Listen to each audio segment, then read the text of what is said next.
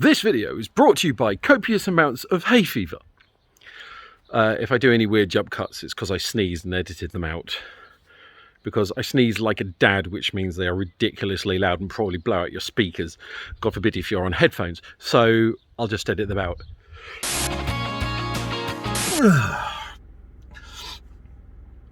Hello, I've sneezed myself into Thursday. I could not make any videos yesterday without sneezing. It's a bit better today, but still not great. My head is tingling. I am dosed up to the eyeballs on various different chemicals at this point, so it's all good. I'm capable of driving.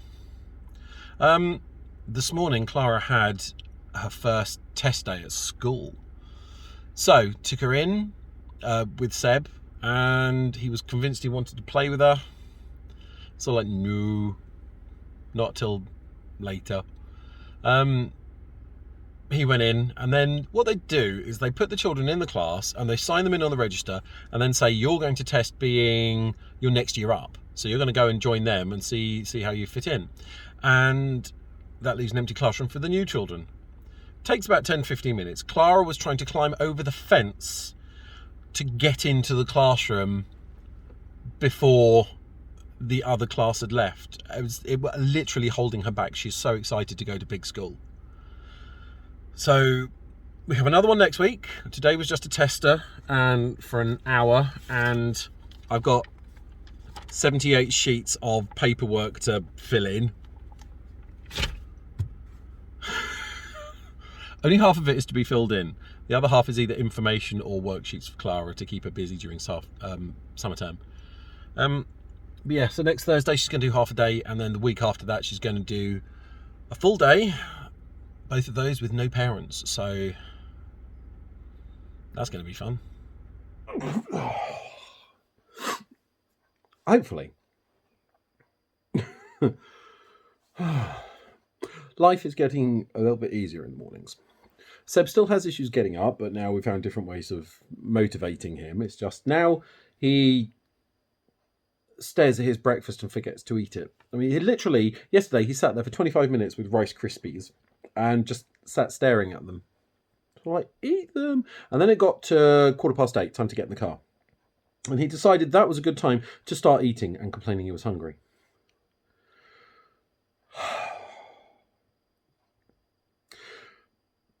With Clara going to the same school as Seb, it's going to make life a lot easier in September. It's going to be quicker in the mornings. It's just getting to September. I've got to get past 8 weeks of school holidays. No, that's gone.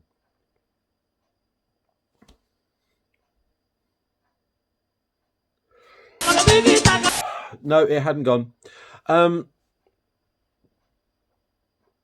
So, one thing Seb's doing recently is he keeps telling me he's ill.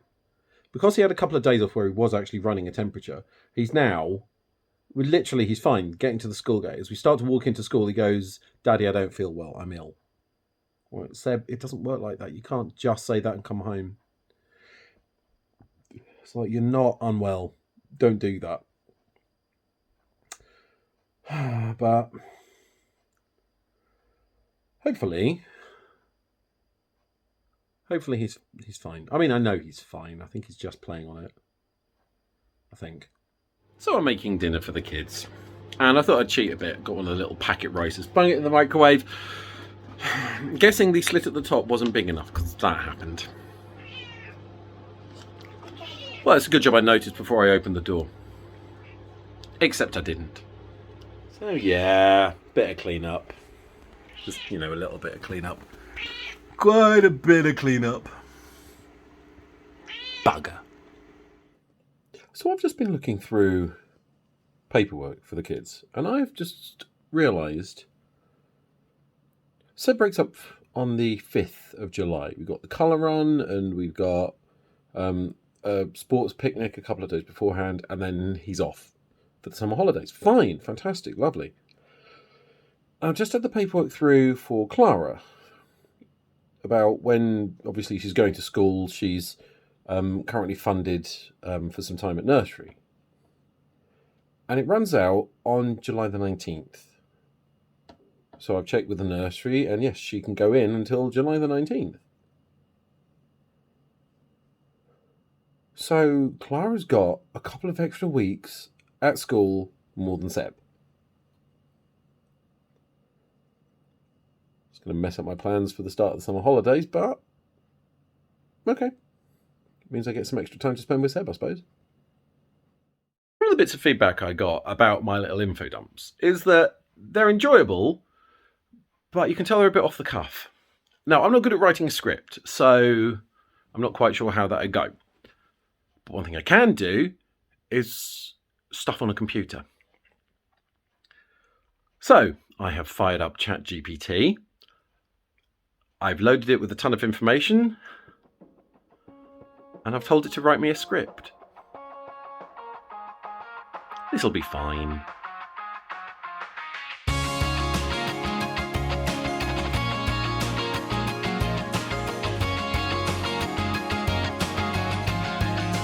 Ladies and gentlemen, gather round and let me tell you the curious tale of Thomas Midgley Jr.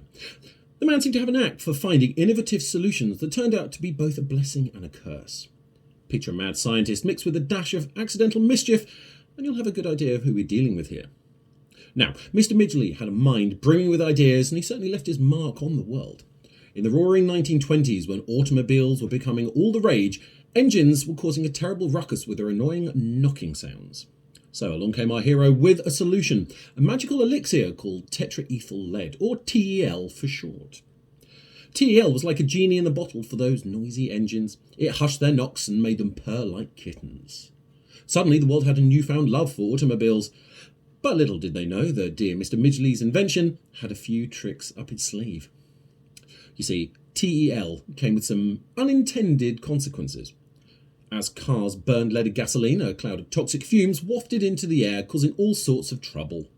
And it didn't take long for scientists and environmentalists to realise that leaded gasoline was leaving a dirty mark on our planet. But fear not, for our ingenious inventor had another trick hidden in his pocket. A stroke of genius, or perhaps madness, called chlorofluorocarbons, or CFCs. Now, Midgley thought, why stop at poisoning the air with lead? Let's mess up the ozone layer too. So he unleashed CFCs upon the world, thinking they would be harmless. Little did he know that these seemingly innocent compounds would rise to infamy years later. But hey, we all make mistakes, right? Now, I must admit, it's easy to poke fun at poor Midgley, but let's not forget he was a product of his time, a time when the consequences of such inventions were not fully understood. His intentions were noble, even if the outcomes were less than ideal. It was like the Frankenstein of chemistry, creating monsters he couldn't control. So let's remember Thomas Midgley Jr., the man who brought us quieter engines and a hole in the ozone. His story as a reminder even the most brilliant minds can stumble, and that sometimes the road to progress is paved with unintended side effects. Now, if you'll excuse me, I need to go find an electric car and a can of non-CFC hairspray. See you later. Roll credits!